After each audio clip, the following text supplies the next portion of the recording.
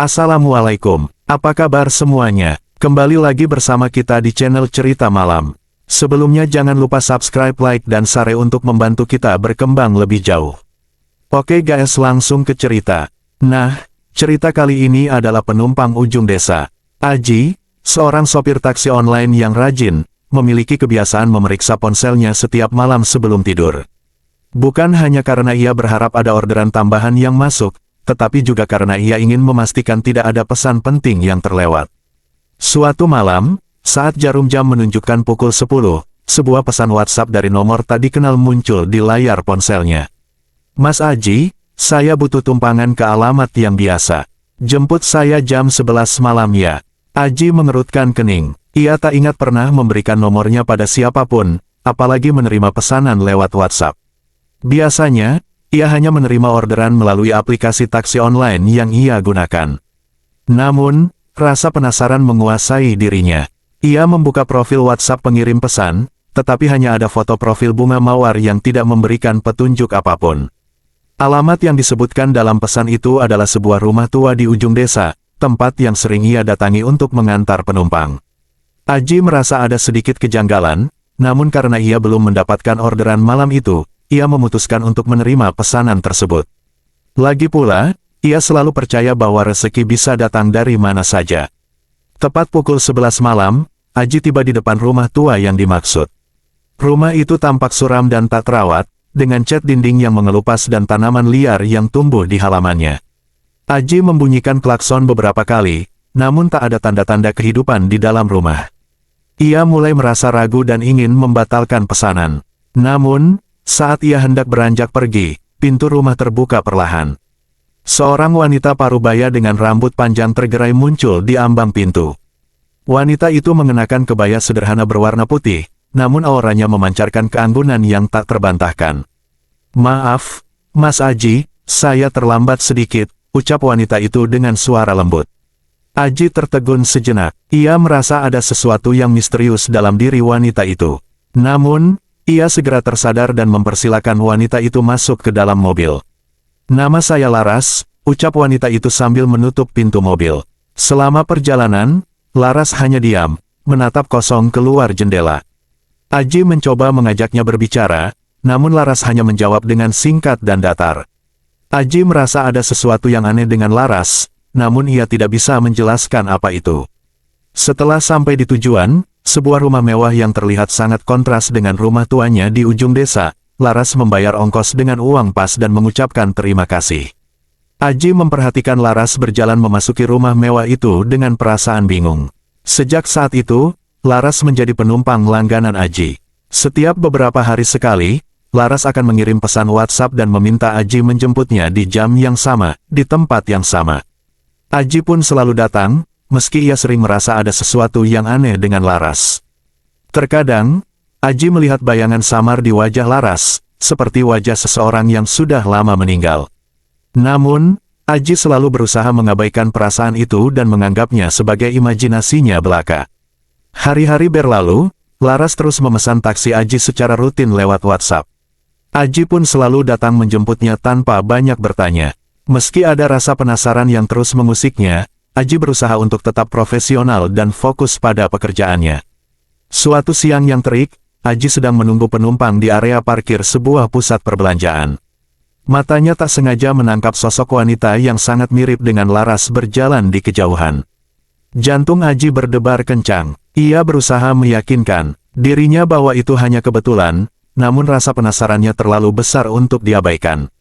Aji memutuskan untuk mengikuti wanita itu dari jarak yang aman. Wanita itu berjalan dengan langkah pelan, memasuki sebuah toko buku yang cukup ramai. Aji mengikutinya masuk, berusaha tidak menarik perhatian. Ia melihat wanita itu sedang membaca sebuah buku dengan serius. Aji mencuri pandang ke arah buku yang sedang dibaca wanita itu dan terkejut melihat judulnya, Menghadapi Kematian dengan Damai. Rasa penasaran Aji semakin memuncak. Ia memberanikan diri mendekati wanita itu dan bertanya dengan suara pelan, "Maaf, Bu, apakah Anda Bu Laras?" Wanita itu mendongak, menatap Aji dengan tatapan kosong yang membuat bulu kuduk Aji merinding.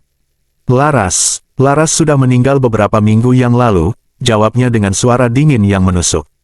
Aji terkesiap, tubuhnya membeku seketika. Ia merasa seperti disambar petir di siang bolong. Pikirannya berputar-putar, mencoba mencerna informasi yang baru saja ia terima. Ia teringat akan kejanggalan-kejanggalan yang ia alami selama ini, namun ia selalu berusaha mengabaikannya. "Maaf, Bu, saya pasti salah orang," ucap Aji terbata-bata sambil mundur perlahan. Wanita itu hanya menatap Aji dengan tatapan kosong, lalu kembali fokus pada buku yang sedang dibacanya. Aji merasa seperti sedang berada dalam mimpi buruk. Ia bergegas keluar dari toko buku, hatinya dipenuhi dengan ketakutan dan kebingungan. Aji segera mencari tempat duduk di area food court. Ia memesan segelas kopi dan mencoba menenangkan diri. Namun, bayangan Laras terus menghantuinya. Ia tidak bisa percaya bahwa selama ini ia telah mengantar hantu. Aji mencoba mengingat-ingat kembali setiap perjalanan yang ia lakukan bersama Laras. Ia ingat bahwa Laras selalu membayar ongkos dengan uang pas, tidak pernah meminta kembalian. Ia juga ingat bahwa Laras tidak pernah berbicara selama perjalanan, hanya menatap kosong keluar jendela. Aji juga teringat akan kejadian beberapa minggu yang lalu, saat ia mengantar Laras pulang. Saat itu, ia melihat bayangan samar di wajah Laras, seperti wajah seseorang yang sudah lama meninggal. Aji mencoba melupakan kejadian itu, namun sekarang ia menyadari bahwa itu adalah pertanda bahwa Laras bukanlah manusia biasa. Lebih dari itu, Aji juga teringat saat Laras keluar dari mobilnya. Ia tidak pernah melihat Laras membuka pintu pagar rumahnya, seolah-olah ia bisa menembusnya begitu saja. Aji juga sering merasa hawa dingin yang aneh saat berada di deka Laras, namun ia selalu mengaitkannya dengan AC mobilnya yang terlalu dingin. Ketakutan dan kebingungan Aji semakin memuncak. Ia merasa terjebak dalam situasi yang tidak masuk akal. Pertanyaan demi pertanyaan muncul di benaknya. Siapakah Laras sebenarnya? Mengapa ia terus memesan taksinya meski sudah meninggal? Apa yang ia inginkan dari Aji? Aji merasa harus mencari tahu kebenaran tentang Laras. Ia tidak bisa membiarkan misteri ini terus menghantuinya. Ia harus menemukan jawaban atas semua pertanyaannya, meskipun itu berarti ia harus menghadapi ketakutan terbesarnya. Aji pulang ke rumahnya dengan perasaan kalut. Kabar tentang kematian Laras terus berputar-putar di kepalanya. Ia merasa tertipu, dikhianati, dan ketakutan. Ia mencoba menepis semua pikiran buruk itu, namun bayangan Laras yang pucat dan tatapannya yang kosong terus menghantuinya. Malam itu, Aji tidak bisa tidur. Ia terus membolak-balikkan badan di atas tempat tidur, mencoba mencari posisi yang nyaman. Namun, setiap kali ia memejamkan mata, wajah Laras muncul di benaknya. Rasa takut yang menyesakkan dadanya membuat Aji memutuskan untuk bangun dan mencari udara segar di teras rumahnya. Sambil menatap langit malam yang bertabur bintang, Aji mencoba mengingat-ingat kembali setiap detail perjalanannya bersama Laras. Ia ingat bahwa Laras selalu memesan taksi pada malam hari, antara pukul 10 hingga 12 malam. Ia juga ingat bahwa Laras selalu meminta untuk diantar ke alamat yang sama, sebuah rumah mewah yang terletak di daerah elit. Aji merasa ada sesuatu yang tidak beres. Ia tidak percaya bahwa Laras, yang tinggal di rumah tua yang sederhana, bisa memiliki rumah mewah di daerah elit. Aji memutuskan untuk mencari tahu lebih banyak tentang Laras. Ia kembali masuk ke dalam rumah dan mengingat-ingat dan melihat riwayat perjalanannya bersama Laras.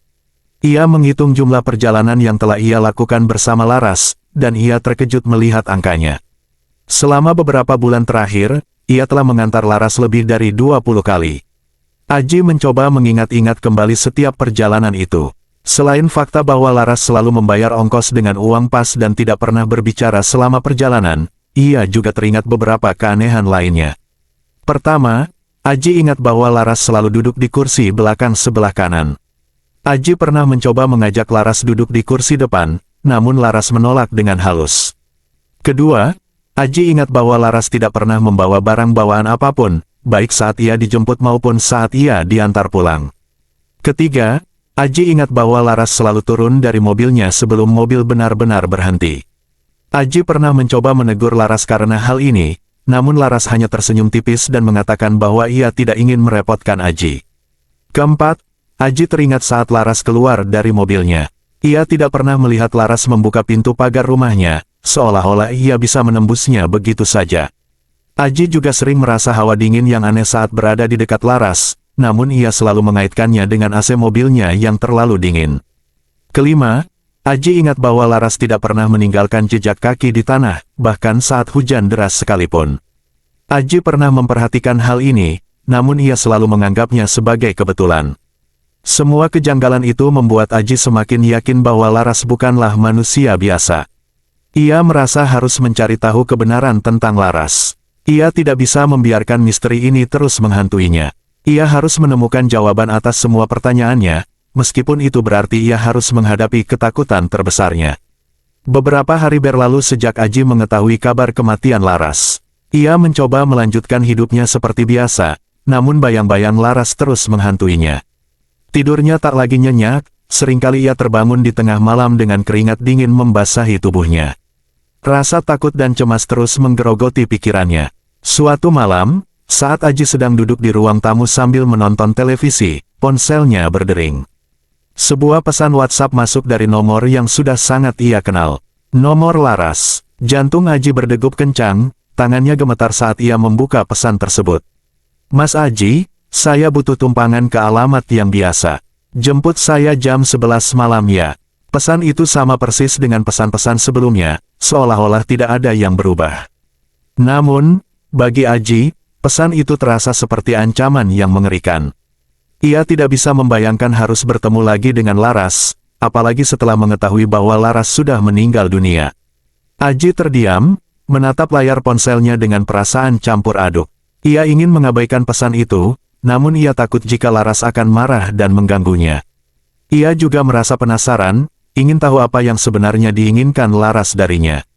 Setelah berpikir panjang, Aji memutuskan untuk tidak membalas pesan itu. Ia mematikan ponselnya dan meletakkannya di atas meja. Ia berharap dengan mengabaikan pesan itu, Laras akan mengerti bahwa ia tidak ingin lagi berhubungan dengannya. Aji mencoba menenangkan diri dengan menonton televisi, namun ia tidak bisa berkonsentrasi. Pikirannya terus melayang pada Laras. Dan pesan WhatsApp itu, ia merasa seperti sedang diawasi, seolah-olah Laras ada di sekitarnya. Saat jam menunjukkan pukul 11 malam, Aji mendengar suara ketukan di pintu. Ia terlonjak kaget dan menatap pintu dengan perasaan takut. Ia tidak berani membuka pintu, takut jika yang datang adalah Laras. Ketukan itu terus berlanjut, semakin lama semakin keras. Aji menutup telinganya dengan kedua tangannya, mencoba untuk tidak mendengar ketukan itu. Namun, ketukan itu semakin keras, seolah-olah ingin mendobrak pintu. Aji tidak tahan lagi. Ia berlari ke kamarnya dan mengunci pintu. Ia bersembunyi di bawah selimut, berharap ketukan itu akan berhenti. Namun, ketukan itu terus berlanjut, membuat Aji semakin ketakutan. Akhirnya, setelah beberapa saat, ketukan itu berhenti. Aji masih bersembunyi di bawah selimut, tidak berani keluar. Ia menunggu beberapa saat, memastikan bahwa tidak ada suara lain yang terdengar. Setelah merasa aman, Aji keluar dari kamarnya. Ia membuka pintu depan dengan hati-hati, namun tidak ada siapa-siapa di luar. Aji melihat sekeliling, namun tidak menemukan tanda-tanda keberadaan Laras. Aji merasa lega, namun ia juga merasa bingung. Ia tidak tahu apakah Laras benar-benar datang atau tidak.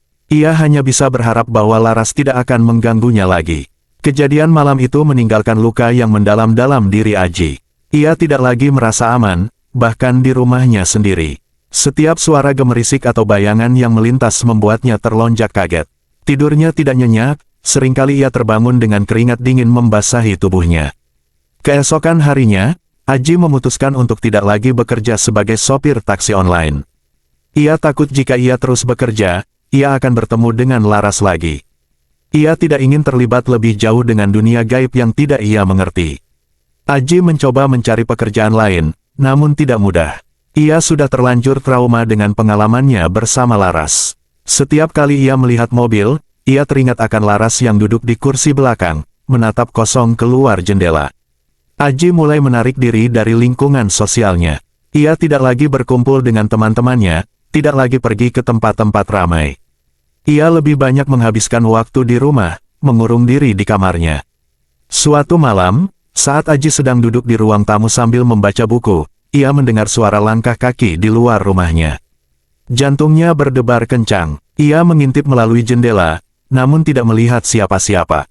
Aji mencoba menenangkan diri, meyakinkan dirinya bahwa itu hanya imajinasinya saja. Namun, suara langkah kaki itu semakin dekat, semakin jelas. Aji merasa seperti sedang diawasi, seolah-olah ada seseorang yang sedang mengintainya.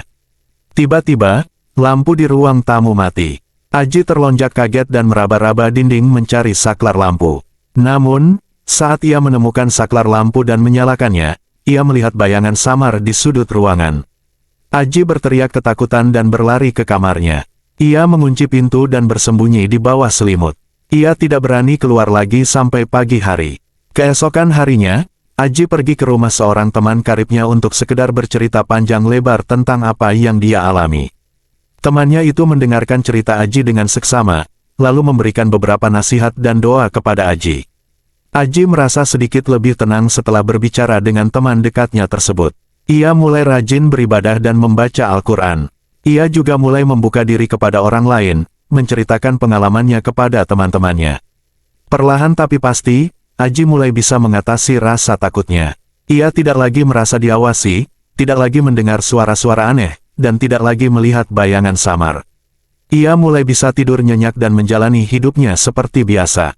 Namun, Aji tidak pernah melupakan pengalamannya yang mengerikan itu. Ia selalu ingat bahwa ada dunia lain di luar sana, dunia yang penuh dengan misteri dan keanehan.